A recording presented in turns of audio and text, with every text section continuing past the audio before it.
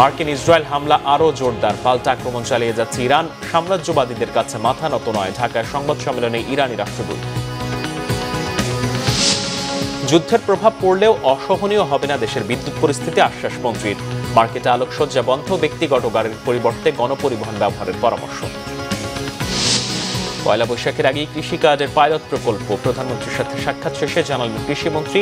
মে মাস থেকে শুরু বৃক্ষরোপণ কর্মসূচি, পরিবেশ মন্ত্রীর তথ্য। নন ট্যারিফ প্রতিবন্ধকতা দূর হলে বিনিয়োগের আশ্বাস পল কাপুরের। যুক্তরাষ্ট্রের সঙ্গে চুক্তি হয়েছে, প্রধান দুই দলের সঙ্গে আলোচনা করেই বলেছেন পররাষ্ট্রমন্ত্রী।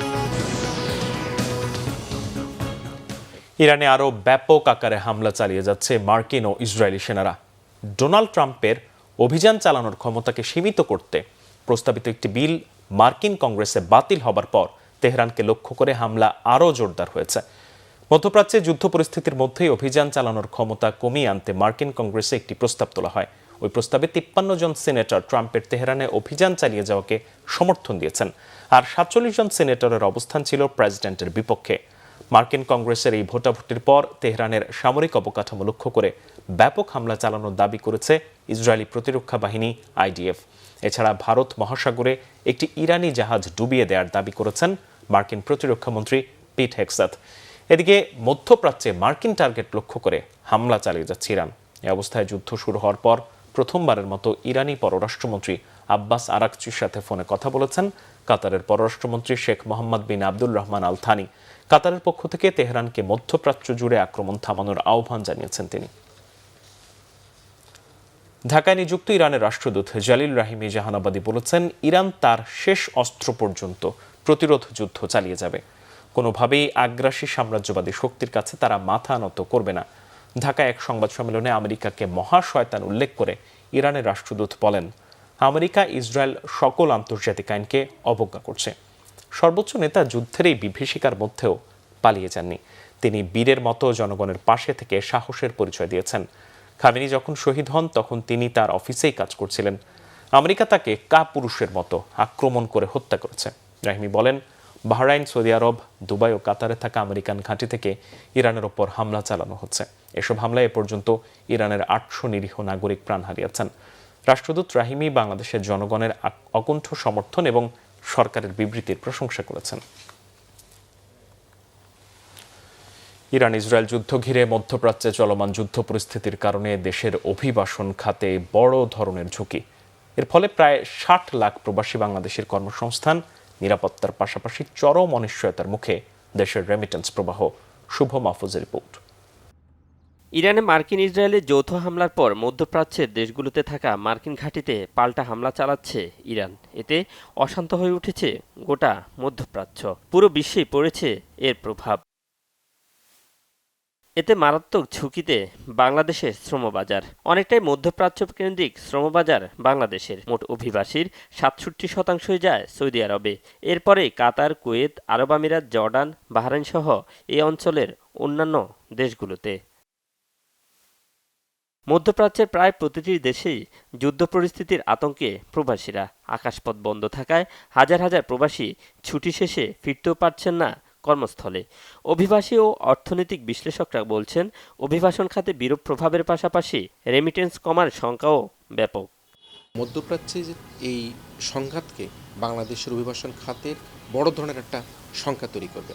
আমাদের অভিবাসী কর্মীদের প্রায় 50 থেকে 60% থাকে কিন্তু মধ্যপ্রাচ্যে। প্রতি বছরের যে আমাদের প্রবাসী আয় তার 15 থেকে 18 বিলিয়ন ডলার পর্যন্ত মধ্যপ্রাচ্যের দেশ কাতার, কুয়েত, বাহরাইন, সৌদি আরব থেকে এসে থাকে। সব কিছু মিলিয়ে মধ্যপ্রাচ্যের যুদ্ধ পরিস্থিতি আমাদের অভিবাসন খাত, আমাদের আর্থিক খাত সহ আমাদের জীবন জীবিকাতে বড় ধরনের একটা প্রভাব ফেলবে। মধ্যপ্রাচ্যের যুদ্ধ যদি আপনার চলমান থাকে, স্থায়ী হয়, বাংলাদেশের অর্থনীতি নানামুখী চ্যালেঞ্জের ভিতরে পড়বে। একটা হচ্ছে বাংলাদেশের অর্থনীতিতে ডলার সংকটে পড়বে। বাংলাদেশের অর্থনীতি জ্বালানি আমদানি করতে সক্ষমতা অর্জন করতে পারবে না। বাংলাদেশের অর্থনীতি বৈদেশিক ঋণ পরিশোধ করার সক্ষমতা অর্জন করতে পারবে না। বাংলাদেশের শ্রমবাজার সংকুচিত হয়ে গেলে বাংলাদেশের আপনার বেকারত্বের সংখ্যা বেড়ে যাবে। মধ্যপ্রাচ্যের যুদ্ধ যদি আপনার চলমান থাকে, স্থায়ী হয়, বাংলাদেশের অর্থনীতি নানামুখী চ্যালেঞ্জের ভিতরে পড়বে। একটা হচ্ছে বাংলাদেশের অর্থনীতিতে ডলার সংকটে পড়বে। বাংলাদেশের অর্থনীতি জ্বালানি আমদানি করতে সক্ষমতা অর্জন করতে পারবে না। বাংলাদেশের অর্থনীতি বৈদেশিক ঋণ পরিশোধ করার সক্ষমতা অর্জন করতে পারবে না। বাংলাদেশের শ্রমবাজার সংকুচিত হয়ে গেলে বাংলাদেশের আপনার বেকারত্বের সংখ্যা বেড়ে যাবে। এই যুদ্ধ দীর্ঘস্থায়ী হলে মধ্যপ্রাচ্য থেকে শ্রমিকদের কিভাবে ফিরিয়ে আনা যায় সেই পরিকল্পনা নেয়ার তাগিদ বিশ্লেষকদের। যদি ফিরিয়ে আনতে হয় তাদেরকে কীভাবে ফিরিয়ে আনা হবে, এর খরচ কে বহন করবে, এই ধরনের একটা কর্মপরিকল্পনা সরকারের কিন্তু আগে থেকেই এখন রোডম্যাপ তৈরি করা দরকার। যদি মার্কিন যুক্তরাষ্ট্র অটল থাকে, ইরান অটল থাকে, ইরান যদি প্রতিশোধ নিতে একেবারেই খুব দীপ্ত থাকে, তাহলে কিন্তু মধ্যপ্রাচ্যের যুদ্ধ পরিস্থিতি হয়তো কিছুদিন থামবে, আবার কয়েকদিন পর কিন্তু সেই ধরনের পরিস্থিতি উস্কে দিবে। তো এই অবস্থায় মধ্যপ্রাচ্যের যে শ্রমবাজার রয়েছে এর পাশাপাশি আমাদেরকে নতুন শ্রমবাজারের দিকে যেতে হবে। আমরা বলছি আমাদের ইউরোপের শ্রমবাজারের কথা বলছি, জাপানের শ্রমবাজারের কথা বলছি, কোরিয়ার শ্রমবাজারের কথা, দক্ষিণ কোরিয়ার শ্রমবাজারের কথা বলছি। এ ধরনের নতুন শ্রমবাজার কিন্তু আমাদেরকে মনোযোগ দিতে হবে। সংকট মোকাবেলায় মধ্যপ্রাচ্য নির্ভর শ্রমবাজারের বিকল্প শ্রমবাজার তৈরিতে এখন থেকেই কূটনৈতিক তৎপরতা বাড়ানোর পরামর্শ দিলেন এই অর্থনীতিবিদ। যুদ্ধটা যদি চলমান থাকে, দীর্ঘস্থায়ী হয়, তাহলে নতুন সরকারের যে চ্যালেঞ্জ মোকাবেলা করার জন্য অনেকগুলো পথ রয়েছে। আপনার কূটনৈতিক দক্ষতার মাধ্যম দিয়ে হোক, আপনার রাজনৈতিক দক্ষতার মাধ্যম দিয়ে হোক, আপনার G2G সম্পর্কের মাধ্যম দিয়ে হোক, আপনাকে অন্য একটা শ্রমবাজারের আপনাকে সন্ধান করতে হবে। বিগত 10 থেকে 12 বছরে যে শ্রমবাজারগুলো বিশ্বে বন্ধ হয়েছে, সেই শ্রমবাজারগুলোকে আপনার কূটনৈতিক দক্ষতা এবং রাজনৈতিক সম্পর্কের মাধ্যম দিয়ে এই শ্রমবাজারগুলোকে যদি উদ্ধার করতে পারে, তাহলে মধ্যপ্রাচ্যের সংকটকে আপনার সরকার মোকাবেলা করার সক্ষমতা অর্জন করবে। শ্রমিকদের কারিগরি দক্ষতা বাড়ানোর বিষয়ে সরকারের উদ্যোগ দেখতে চান সংশ্লিষ্টরা। শুভ মাহফুজ, বাংলাভিশন, ঢাকা। পয়লা বৈশাখের আগেই কৃষি কার্ডের পাইলট প্রকল্প চালু হবে জানিয়েছেন কৃষিমন্ত্রী আমিনুর রশিদ। এদিকে বন ও পরিবেশ মন্ত্রী আব্দুল আওয়াল মিন্টু জানিয়েছেন মে মাস থেকে শুরু হবে বৃক্ষরোপণ কর্মসূচি। সচিবালয়ে প্রধানমন্ত্রী তারেক রহমানের সাথে বৈঠক শেষে তারা এসব তথ্য জানান। আরও জানাচ্ছেন জাহাঙ্গীর আকন্দ। প্রতিদিনের মতো সকাল 9:15টার দিকে সচিবালয়ে নিজ কার্যালয়ে আসেন প্রধানমন্ত্রী তারেক রহমান। দিনভর ব্যস্ততায় কাটান তিনি। দিনের একগুচ্ছ কর্মসূচির অংশ হিসেবে মন্ত্রিপরিষদ বিভাগের সম্মেলন কক্ষে বৃক্ষরোপণ কর্মসূচির অগ্রগতি নিয়ে বন ও পরিবেশ মন্ত্রী আব্দুল আওয়াল মিন্টু সহ সংশ্লিষ্টদের সঙ্গে বৈঠক করেন প্রধানমন্ত্রী। বৈঠক শেষে বন ও পরিবেশ মন্ত্রী জানান, নির্বাচনী ইশতেহার অনুযায়ী আগামী মে মাস থেকে বৃক্ষরোপণ কর্মসূচি শুরু হবে। মে মাস থেকে আমাদের এই বৃক্ষরোপণ শুরু। তো আমরা চাচ্ছি যে এবছরেই আমরা যেন 5 কোটি পূরণ করতে পারি, সেটা নিয়ে আমরা বিস্তারিত আলোচনা করছি। যদি আপনি 100টা গাছ লাগান, তাহলে 30টা গাছ কিন্তু নষ্ট হবে বিভিন্ন কারণে। তো নেক্সট ইয়ারে সেটাকে আমরা নতুন করে করার জন্য ওই 30টা জন্য রিপ্লেসমেন্ট আমরা করি। সুস্বাস্থ্যের বাংলাদেশ কর্মসূচি বাস্তবায়ন সংক্রান্ত সেলের কার্যক্রমের অগ্রগতি পর্যালোচনা সভায়ও সভাপতিত্ব করেন প্রধানমন্ত্রী তারেক রহমান। বৈঠক করেন সরকারের আরেক গুরুত্বপূর্ণ প্রতিশ্রুতি কৃষক কার্ড চালুর বিষয়ে গঠিত কমিটির সঙ্গেও। বৈঠক শেষে কৃষিমন্ত্রী জানান, আগামী পহেলা বৈশাখের মধ্যে কৃষক কার্ড কর্মসূচি চালু হবে। আশা করি পয়লা বৈশাখের মধ্যে আমরা শুরু করার চিন্তা করছি এবং আশা করি পারব। এটা কি আপনারা সারা দেশে করবেন না কোনো পাইলট বেসিসে করবেন? পাইলট যাবে এখন 8টা-9টা উপজেলার মধ্যে যাবে, 9টা উপজেলা, 9টা ইউনিয়নের 9টা ডিভিশন, ওইভাবে আর কি। যারা প্রান্তিক কৃষক আছে, একেবারে প্রান্তিক কৃষক, তাদেরকে কিছু বেনিফিট দেব ফ্যামিলি কার্ডের মধ্যেই। আর পরবর্তীতে অ্যাকচুয়ালি আমাদের এই কার্ডের মূল উদ্দেশ্য যেটা আছে সেটা হলো উৎপাদন, ভোক্তা, কৃষি জমি, কৃষির পণ্য, ভ্যারাইটি সব কিছু যেন আমরা নিয়মতান্ত্রিকভাবে কৃষক পেতে পারে এবং গভর্নমেন্টের কাছে যেন সমস্ত তথ্য সঠিকভাবে আসে। মধ্যপ্রাচ্য যুদ্ধের কোনো প্রভাব যাতে দেশে না পড়ে সে ব্যাপারে সরকারের সব দিক থেকে প্রস্তুতি রয়েছে বলে জানান প্রধানমন্ত্রীর পররাষ্ট্র বিষয়ক উপদেষ্টা। এই ধরনের ক্রাইসিসে যে আমাদের দেশের সব কিছু একটা সাস্টেইনেবল ওয়ে মানে নর্মালিসি থাকে, মানে যত পদক্ষেপ নেওয়ার আমরা নিচ্ছি। আপনি এনার্জি সেক্টরের কথা বলেন, যেখানে একটা ডাইভার্সিফিকেশন দরকার, মানে আমরা করব। সৌদি আরব বলেন, UAE বলেন, কাতার বলেন, ওখানে সার্বক্ষণিক যোগাযোগ আছে আমাদের। কোনো ক্ষেত্রে যদি এদেরকে ইভ্যাকুয়েশন করতে হয় তাহলে এই প্রস্তুতিও আছে। মিডল ইস্টে যারা চাকরিতে কর্মসংস্থানের ব্যাপারে আমরা এম্বাসিদের সাথে কথা বলছি, ভিসারও এক্সটেনশনের আশ্বাস পাইছি। তো ইনশাআল্লাহ আপনার সব দিকেই আমরা মানে আন্তরিকতার চেষ্টার দিক থেকে কোনো কমতি নাই। বিকেলে জাতীয় সংসদের চিফ হুইপ এবং হুইপরা সাক্ষাৎ করেন প্রধানমন্ত্রী তারেক রহমানের সাথে। এর আগে প্রধানমন্ত্রীর সঙ্গে দেখা করেন আনসারু ভিডিপির মহাপরিচালক মেজর জেনারেল আব্দুল মুতালেব সাজ্জাদ মাহমুদ। শুভেচ্ছা বিনিময়ের পর দেশের শান্তি ও নিরাপত্তা এবং জনসেবামূলক কাজ অব্যাহত রাখার নির্দেশনা দেন প্রধানমন্ত্রী। জাহাঙ্গীর আকন্দ, বাংলা ভিশন, ঢাকা। যুক্তরাষ্ট্রের সঙ্গে বাণিজ্য চুক্তি প্রধান দুই রাজনৈতিক দলের সঙ্গে আলোচনা করেই হয়েছে বলে জানিয়েছেন পররাষ্ট্রমন্ত্রী ডক্টর খলিলুর রহমান। বলেন, নোটিফিকেশনের 60 দিন পর চুক্তি কার্যকর হবে।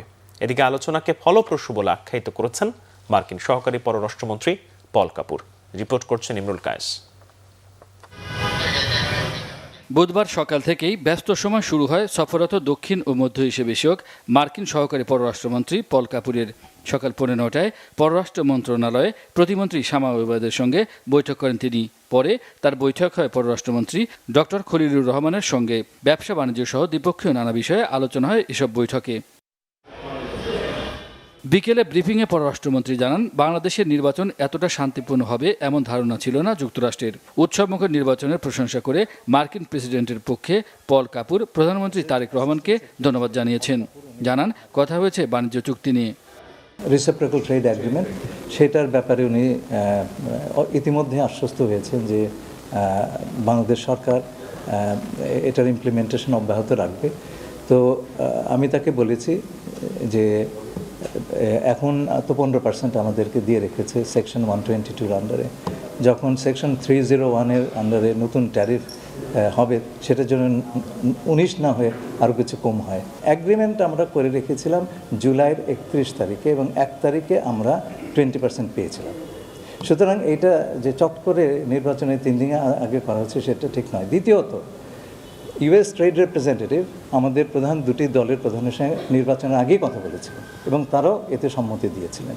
সুতরাং এমন না যে এইটা আমরা অন্ধকারে করেছি। মধ্যপ্রাচ্যে যুদ্ধ বন্ধ করে আলোচনার মাধ্যমে সমস্যা সমাধানে বাংলাদেশের অবস্থান তুলে ধরা হয়েছে বলে পররাষ্ট্রমন্ত্রী জানান। এই যুদ্ধের যে অর্থনৈতিক প্রতিক্রিয়া হবে সেটা বহন করা দুঃসাধ্য। আমরা তাকে বলেছি যত দ্রুত সম্ভব আলোচনার মাধ্যমে এবং কূটনীতিকে একটা অপরচুনিটি দিয়ে এই সংঘাত, এই সমস্যা যেন সমাধান করার জন্য তারা প্রচেষ্টা করেন। বৈধ কাগজপত্রহীনদের যুক্তরাষ্ট্র থেকে ফিরিয়ে আনা ইন্দো প্যাসিফিক কৌশল পুনর্বিবেচনা করার কথা আলোচনা হয়েছে বলে জানান পররাষ্ট্রমন্ত্রী। বাংলাদেশ কোনো জোটে যোগ দেবে না বলেও জানানো হয়েছে। ইমরুল কায়েস, বাংলা ভিশন, ঢাকা। এদিকে বাণিজ্যমন্ত্রী খন্দকার আব্দুল মুক্তাদিরের সঙ্গে সৌজন্য সাক্ষাৎ করেছেন মার্কিন সহকারী পররাষ্ট্রমন্ত্রী পল কাপুর। বৈঠক শেষে মন্ত্রী জানান, কিছু নন ট্যারিফ প্রতিবন্ধকতা দূর হলে যুক্তরাষ্ট্র বাংলাদেশে বিনিয়োগ করবে। মন্ত্রী জানান, দুদেশের বাণিজ্য চুক্তি নিয়ে সেভাবে আলোচনা হয়নি, তবে চুক্তি স্বাক্ষর হয়েছে। এর নানা আনুষ্ঠানিকতা আছে। চুক্তিতে এমন অনেকগুলো ধারা আছে যেগুলো নিয়ে দুদেশের বাণিজ্যিক সম্পর্ক আরও এগিয়ে নিয়ে যাওয়া সম্ভব। এক প্রশ্নের জবাবে তিনি বলেন, চুক্তিতে ইতিবাচক ও নেতিবাচক দুটি বিষয় আছে। দুদেশের স্বার্থ সংশ্লিষ্ট বিষয়ে আলোচনার পাশাপাশি ব্যবসা বাণিজ্য আরও এগিয়ে নিতে সম্মত হয়েছে দুপক্ষই। কোনো চুক্তি শেষ নয়, তবে দুদেশের মধ্যে করা চুক্তিতে তেমন কিছু দেখছেন না বলে জানান তিনি। চুক্তির কোনো ধারা সংযোজন ও বিয়োজনের প্রয়োজন হলে তা নিয়ে আলোচনার সুযোগ রয়েছে বলেও জানান বাণিজ্যমন্ত্রী। যুক্তরাষ্ট্রের সুপ্রিম কোর্টে বাড়তি শুল্ক নিয়ে রায় দিয়েছে। এই অবস্থায় বাড়তি শুল্কের বিষয়টি এখনো চূড়ান্ত নয় বলে মন্তব্য করেন তিনি। মুক্তিযুদ্ধ বিষয়ক মন্ত্রী মেজর অবসরপ্রাপ্ত হাফিজ উদ্দিন আহমেদ বলেছেন, গত 17 বছর অমুক্তিযোদ্ধাদের মুক্তিযোদ্ধা বানিয়ে সংখ্যা বাড়ানো হয়েছে। এসব মুক্তিযোদ্ধা তালিকা যাচাই বাছাই করে প্রকৃত মুক্তিযোদ্ধাদের সম্মানিত করা হবে বলেও জানান তিনি। মন্ত্রী আরও বলেন, দেশের যেসব স্থানে 71-এ মুখোমুখি যুদ্ধ হয়েছে সেসব স্থান সংরক্ষণের কোনো ব্যবস্থা নেয়নি আওয়ামী লীগ। তাই স্থানীয় মানুষ জানেই না ঠিক কি ঘটেছিল এসব এলাকায়। এসব এলাকা চিহ্নিত করে সংরক্ষণের জন্য স্মৃতিস্তম্ভ নির্মাণের ঘোষণাও দেন তিনি। রাজধানীর মগবাজার এলাকায় মুক্তিযুদ্ধ কাউন্সিল আয়োজিত ইফতার মাহফিলে প্রধান অতিথির বক্তব্যে তিনি এসব কথা বলেন। হাফিজউদ্দিন আহমদ আরও বলেন, মুক্তিযোদ্ধাদের সম্মানী বাড়ানো এবং তাদের জন্য ফ্ল্যাট নির্মাণের পরিকল্পনা করছে সরকার। বেগম খালেদা জিয়া মুক্তিযোদ্ধাদের সম্মানিত করতে প্রথম মুক্তিযুদ্ধ মন্ত্রণালয় তৈরি করেছেন বলেও উল্লেখ করেন মেজর হাফিজ। পুরান ঢাকার ধোলাইখাল রোড থেকে সব অবৈধ দখল উচ্ছেদ করার ঘোষণা দিয়েছেন ঢাকা 6 আসনের সংসদ সদস্য ও মুক্তিযুদ্ধ বিষয়ক মন্ত্রণালয়ের প্রতিমন্ত্রী ইশরাক হোসেন। ইশরাক হোসেন পুরান ঢাকার ধোলাইখাল থেকে লক্ষ্মীবাজার পর্যন্ত সড়কের চলমান কাজ পরিদর্শন করেন। এ সময় সিটি কর্পোরেশনের পুরান ঢাকা উন্নয়ন প্রকল্পের কর্মকর্তারা উন্নয়ন কাজ সম্পর্কে অবগত করেন তাকে। প্রকল্পটির কাজ শেষ হলে এলাকার চিত্র বদলে যাবে এবং জলাবদ্ধতার সমস্যা কমবে বলে প্রতিমন্ত্রীকে আশ্বস্ত করেন তারা। পরে সাংবাদিকদের সঙ্গে আলাপকালে ইশরাক হোসেন বলেন, টেকসই উন্নয়ন নিশ্চিতের পাশাপাশি পুরান ঢাকার যানজট নিয়ন্ত্রণের বিষয়েও তদারকি করছেন তিনি। ধোলাইখাল সড়কে থাকা সকল অবৈধ দখল উচ্ছেদ করে শিগগিরই পুরো সড়ককে যান চলাচলের জন্য উন্মুক্ত করে দেওয়ার ঘোষণাও দেন প্রতিমন্ত্রী। সরকারের যে পলিসি যেটি রয়েছে যে কোনো অবৈধ স্থাপনা, সেটা ফুটপাত এবং রাস্তা, সেগুলোকে দখল মুক্ত করে যানবাহন এবং জনসাধারণের চলাচলের জন্য উপযোগী করে তোলা হবে, উন্মুক্ত করে দেওয়া হবে। আপনারা অনেকখানে ধোলাইখাল রাস্তা দিয়ে যদি আপনারা যান, আপনারা আমার সাথে গিয়েছিলেন, দেখেছেন যে প্রায় অলমোস্ট কোনো জায়গায় আপ টু 40%, 50% অথবা তার চাইতেও বেশি রাস্তা কিন্তু দখল হয়ে গিয়েছে এবং সেখানে কোনো জায়গায় অলমোস্ট স্থায়ী স্থাপনার মতো নির্মাণ করা হয়েছে। এই জিনিসগুলো আমরা কোনো রাজনৈতিক মহল ধর্মকে ব্যবহারের মাধ্যমে বিকল্প ফ্যাসিবাদী সংস্কৃতির ধারা চালু করতে চায়, কিন্তু বিএনপি তা হতে দেবে না জানিয়েছেন তথ্য সম্প্রচার মন্ত্রী জহিরুদ্দিন স্বপন। চট্টগ্রাম প্রেস ক্লাবে সাংবাদিকদের সাথে মতবিনিময় সভায় তিনি এই কথা বলেন। তথ্যমন্ত্রী জানান, এই সরকার দলীয় আধিপত্য কিংবা দলীয় সরকার প্রতিষ্ঠা করতে চায় না। বলেন, যে কোনো অপরাধকে জবাবদিহিতার আওতায় আনতে চায় তার দল। যে কোনো সমস্যার সমাধান আইন ও বিধিবিধানের মাধ্যমে হবে জানিয়ে তথ্যমন্ত্রী বলেন, জনগণ বিএনপিকে দায়িত্ব দিয়েছে প্রতিশোধ কিংবা প্রতিহিংসা মেটাতে নয়, বরং বিএনপিকে সরকার গঠনের মধ্য দিয়ে জনগণ দায়িত্ব দিয়েছে সামগ্রিকভাবে প্রাতিষ্ঠানিক কাঠামো ও সংস্কৃতি তৈরির জন্য।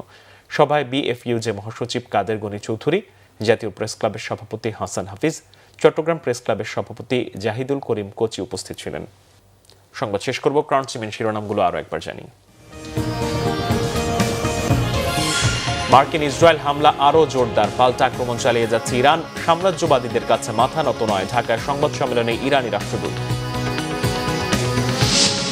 যুদ্ধের প্রভাব পড়লেও অসহনীয় হবে না দেশের বিদ্যুৎ পরিস্থিতি, আশ্বাস মন্ত্রীর।